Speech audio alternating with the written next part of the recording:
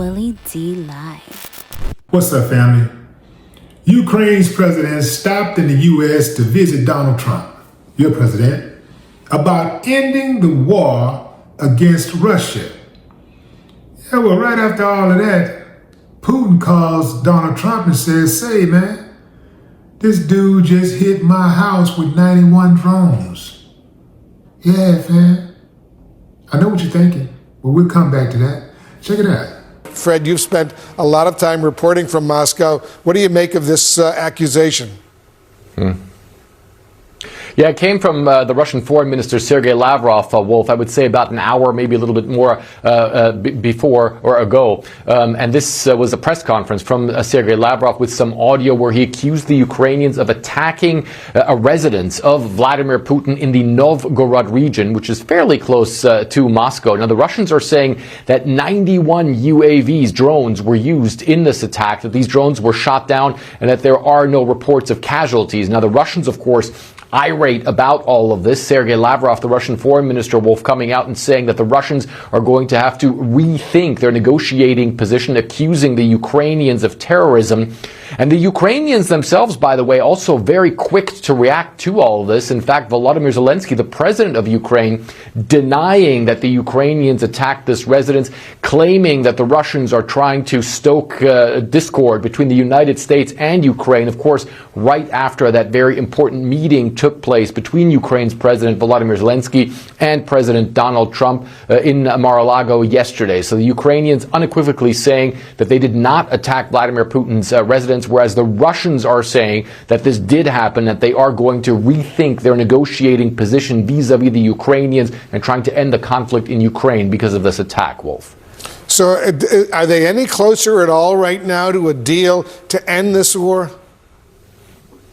Well, we just heard a couple of minutes ago, Wolf, that apparently President Trump just finished a phone call with Russian leader Vladimir Putin. We are still waiting to get some sort of readout from that, from the Russian side and from the U.S. side as well. One of the senior envoys of the Russians, Kirill Dmitriev, called these talks vital for peace, but it's unclear how much closer the sides really are to reaching some sort of agreement. One of the things that Volodymyr Zelensky, the president of Ukraine, said is he said that more than 90% of the sticking points he believes have been sorted out, but that there are still two key issues that have not been sorted out. One of them is the Zaporizhzhia nuclear power plant, one of the biggest power plants, nuclear power plants in the world, currently held by Russia, but the Ukrainians obviously saying that this is their power plant, and what to do with that is still being sorted out.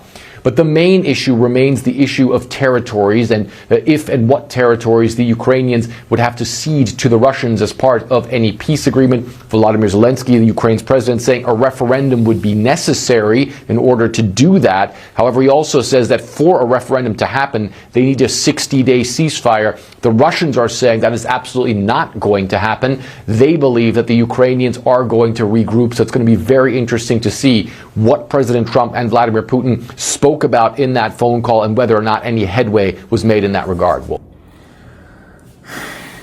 I like how Russia says they're going to have to rethink their negotiation position. Okay, so what are they going to do? Like, they were already not negotiating, so what are they going to not really negotiate now?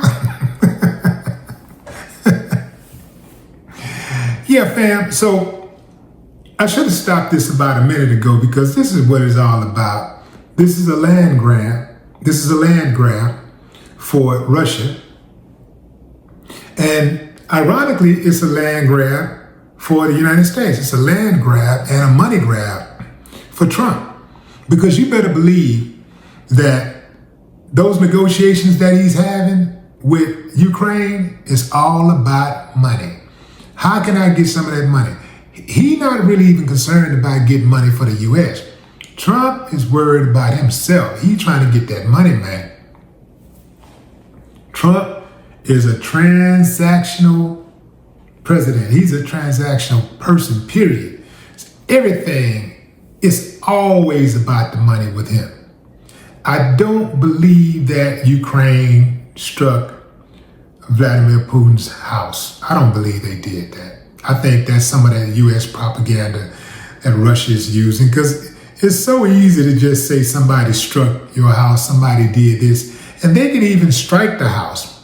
You know, the military will go as far as actually bombing the house because they can always rebuild the house, or maybe he's tired of the house anyway, so he just move on out, make sure nobody's in the house when the drones hit, because notice they didn't say anything about any casualties. Remember, Putin lit his houses are mansions. The house ain't just sitting around empty. So there was somebody in that house. You know what I'm saying? There's always going to be housekeepers for houses that big. You know, he lived basically not even mansions. He lived in palaces.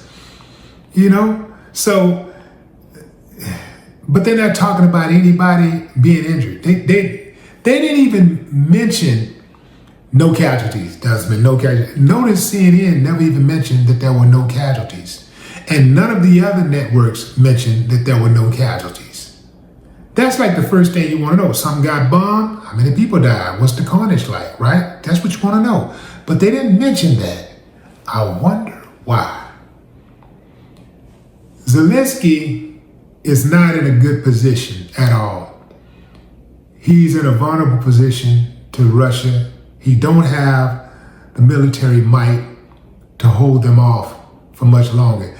If Russia decided to just do a clean sweep, they could end the war in 24 hours, unlike Trump. They could literally end the war in 24 hours.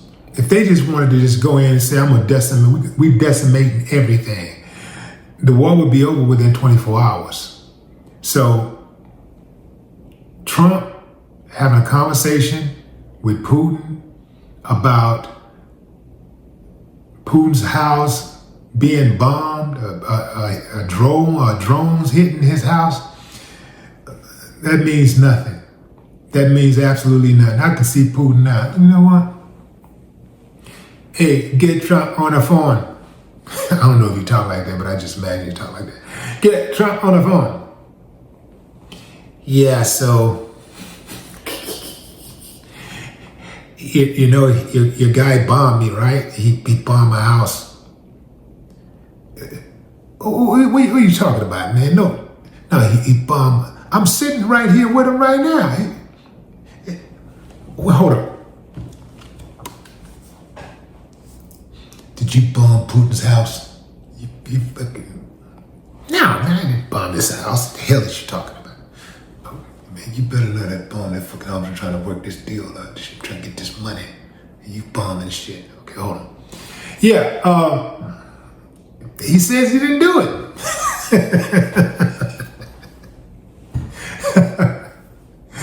Fam, that's not really a wholesome laugh, right? That's really a nervous laugh, really. That's really like a worried laugh, right? More than a nervous laugh. That is a worried laugh because innocent lives are being taken every day. The people that are responsible for the war the most are the ones that get hurt the least. Their family members are the ones who get hurt the least. It is those people who have almost nothing, who go out and risk their lives. They're the ones dying. The carnage is racking up. Putin ain't gonna get killed in this situation. Zelensky, he's still traveling back and forth. He good. He's in a bunker somewhere. When he touched down, he's in a bunker. So nothing's gonna happen to him. He's straight. If something was gonna happen to him, it would have happened by now.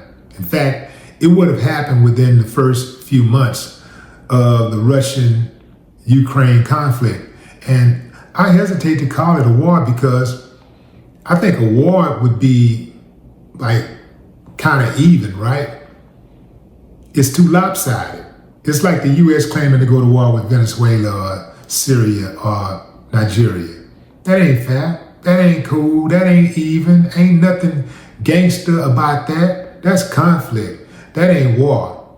Not when you can bully your opponent. Not when you can bend your opponent to your will. Make them do what you want them to do. That ain't gangster. That ain't no war. That's classic 101 bullying. You dig what I'm saying? Yeah, so I don't believe that Trump is going to stop the war between Russia and Ukraine. I think whenever that war stops, it's going to stop when they want it to stop, when Putin wants it to stop. It's not even they, it's Putin. When Putin decides, all right, we got enough land for right now, let's fall back. We're going to fall back. And we'll get the rest of it later. Because you believe me, he's coming for the rest of that land. Putin believes that all of Ukraine belongs to him. And he wants it. So that's why they've been at war since 2014. Yeah, they've been at war since 2014. I mean, the invasion started, well, it really wasn't an invasion. But, you know, the so-called invasion started in 2022. But they've been at war for at least 11 years, and actually longer than that if you go all the way back. You know, they've been at it, and they're going to continue to be at it until Russia owns all of Ukraine. Russia wants to control all of Ukraine. And that's why every few years they amp up attacks on Ukraine. And they take a little bit more land, take a little bit more, take a little bit more, you know, get a little bit more influence. You know, kind of like the U.S. be doing to other little small countries and stuff. You know, the big boys, you know, bully the little ones. You know how it go, fam. Zelensky, every time he comes to the U.S., he get punked. Trump just be handling him. Trump be signing this dude. Like, he's in a bad position because he's going to go back to a country where he's not going to have any respect, because nobody really respects countries that get in bed with the U.S. because they know once you get in bed with the U.S., you don't really run the country. The U.S. runs your country. The U.S. tells the people who to vote for, and they put all of the chips in place to stack the deck to say, this is the guy we want to be in office. If somebody gets too close to being elected, or they get elected, they get something else. You dig what I'm saying? Something else, something just happens to them. But they make sure they get who they want to get in office so that they can control their companies or their country's affairs. But what say you, fam? Drop a comment. I'd love to hear your thoughts. No more talk.